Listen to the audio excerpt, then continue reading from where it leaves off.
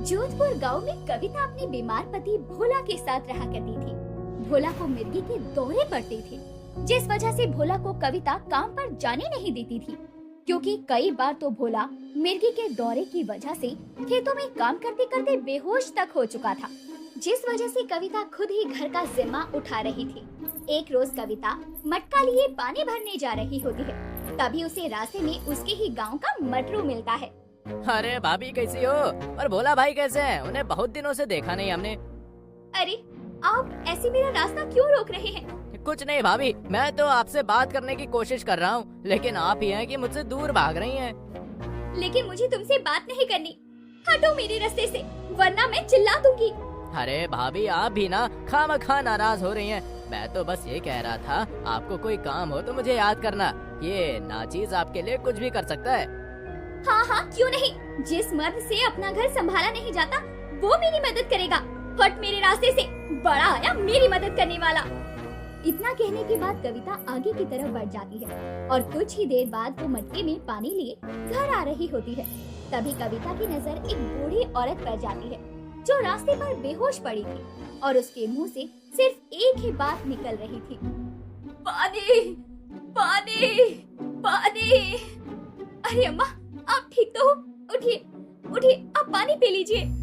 कविता उस बूढ़ी औरत को पानी पिलाती है। पानी पीने के बाद ही वो बूढ़ी औरत कविता को आशीर्वाद देती है और कहती है, बेटी अगर आज तुम नहीं होती तो ना जाने मेरे साथ क्या हो जाता। वैसे तुम बुरा ना मानो तो क्या मैं तुम्हारा ये पानी से भरा मटका अपने साथ ले जा सकती हूँ?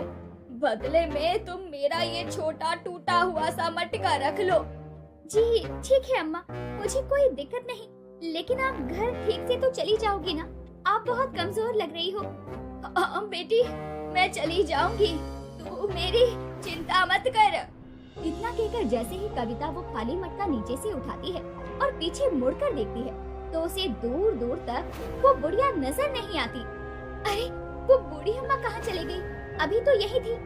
उनमें पानी पीकर इतनी भी क्या फुर्ती आ गई कि वो यहाँ से गायब ही हो गई। वैसे जो भी है बहुत अजीब है, अब मुझे यहाँ से चलना चाहिए।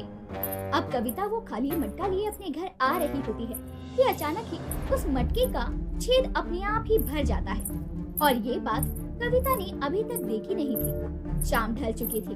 अब वो दोबारा तालाब से पानी लेने जाती तो कविता को रात हो जाती, इसीलिए वो खाली मटका घर के एक कोने में रख देती है और कामों में लग जाती है। तभी बाहर से भोला आता है और वो अपनी पत्नी कविता से पानी मांगता है। अरे आज पानी लाने गई तो थी लेकिन ला नहीं पाई। सुबह का थोड़ा सा पानी मटके में भरा है, आप वो पी लो। अरे थोड़ा सा ये पूरा मटका देखो जरा, इस मटके में तो थोड़ी सी भी जगह नहीं है, ये तो पूरा पानी से भरा हुआ है। ये कैसा मजाक है? मैंने खुद ही उस मटके में थोड़ा सा पानी रखा था। जब कविता उस मटके में पानी देखने जाती है तो खुद ही हैरान हो जाती है। मटका पानी से भरा हुआ था। ये कैसे हो सकता है जी? मैंने तो इसमें थोड़ा सा पानी डाला था, वो भी पहले का बचा हुआ, तो ये मटका पानी से भरा हुआ कैसे है? कहीं ये कोई जादुई मटका तो नहीं? इस मटके के पीछे कोई राज तो नहीं? क्योंकि उस बूढ़ी अम्मा का तुरंत ही वहाँ से गायब होना और मटके को छोड़ जाना, ये सब कैसे हो सकता है? लगता है तुम्हें भूलने की बीमारी हो रही है। इतनी भी क्या चिंता करना, जो तुम अब खुद ही किया गया काम भूल रही हो। हाँ आप सही बोल रहे हैं, मैं ही अनजाने में इस मटके में पानी भरकर भूल गई होंगी। अब भोला के चले जाने के बाद कविता उस मटके के पानी को एक बड़े से बर्तन में डालती है और उसमें कुछ चावल डालती है। अब वो थोड़ी सी चावल से पूरा मटका भर जाता है। ये तो सचमुच रहस्यमयी मटका है। कोई बात नहीं, मैं इसे लालच से नहीं इस्तेमाल करूंगी, बल्कि मेहनत से इसका इस्तेमाल करूंगी। अब अगले ही दिन कविता अपने पति को काम पर जा रही हूँ कहकर घर से निकल जाती है और कुछ दूर जाने पर कविता अपना चेहरा अच्छे से ढक लेती है। कविता का चेहरा पूरी तरह घूंघट में था और वो मटका लिए गांव की तरफ बढ़ती है।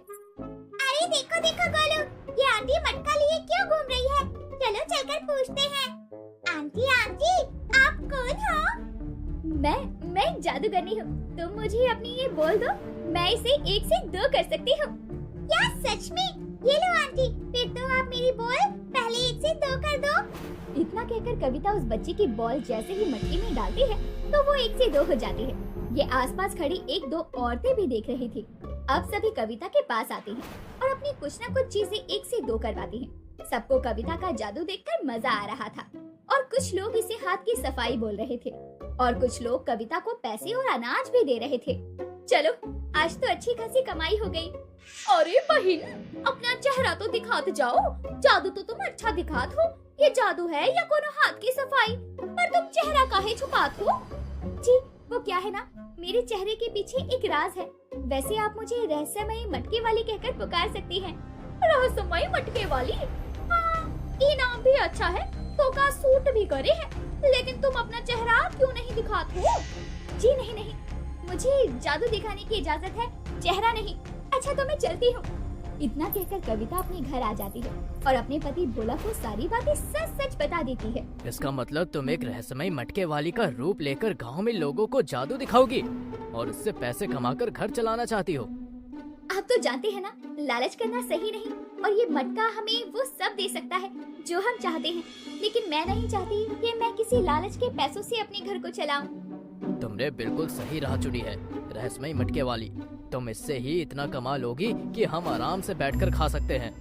अब कविता आसपास के गांव में घूमट करके लोगों को जादू दिखाया करती और कुछ ही दिनों में कविता रहस्यमयी मटके वाली के नाम से मशहूर हो जाती है।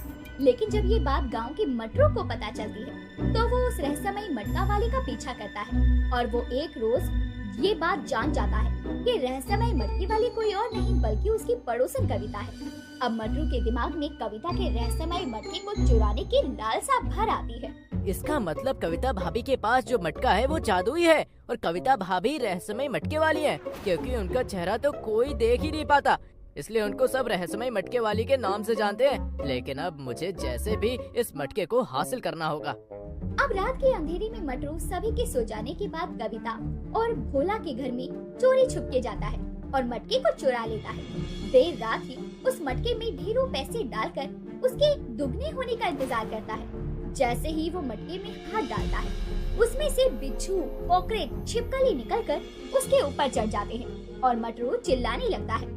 मटरू के चिल्लाने की आवाज से गांव वाले वहां जमा हो जाते हैं और भोला के साथ कविता भी वहां पहुंच जाती है। अरे मटरू भाई, इतनी रात क्यों चिल्ला रहे हो? अरे तेरे ऊपर इतने सारे कॉकरोच, छिपकली क्या कर रहे हैं? कहाँ से आई है? इस मटके से। अरे बाप रे, ये जादुई मटका तो मेरे लिए श्राप निकला, कोई फेंको इसे। लेकिन ये मटका तेरे पास आया कहाँ से, जिसमें से इतने सारे कॉकरोच, बिच्छू और छिपकलियाँ निकल रही हैं? कहीं तो चोरी चकारी तो नहीं करने लगा? अरे भाई सच में अब नहीं करूँगा, कान पकड़ता हूँ। कहीं ये मटका कविता का जादुई मटका तो नहीं? हो सकता है इस मटरू के बच्चे को पता चल गया हो और इसने इसीलिए इस मटके को चुरा लिया हो, लेकिन इसके लालच की वजह से इसके साथ ये सब हो रहा है। इतना बोलकर मटरू उस मटके पर एक जोरदार लात मारता है और वो मटका टूटकर चकनाचूर हो जाता है। तभी कविता उस मटके के टूटने के बाद देखती है कि वो मटका तो वही जादुई मटका है जिसे वो कमा कर खा रही थी। वो समझ जाती है कि मटरू ने उसके घर से वो मटका चुराया है और लालच की वजह से उसके साथ ऐसा हुआ है। लेकिन अंत भला तो सब भला, यही सोचकर कविता उस मटके का जिक्र तक नहीं करती। दोस्तों, अगर आपको भी एक जादुई मटका इस गर्मी के मौसम में मिले तो सबसे पहले आप उसमें क्या डालकर देखना चाहेंगे? हमें कमेंट करके जरूर बताएं और ऐसे ही वीडियोस के लिए चैनल को सब्सक्राइब कर लीजिए।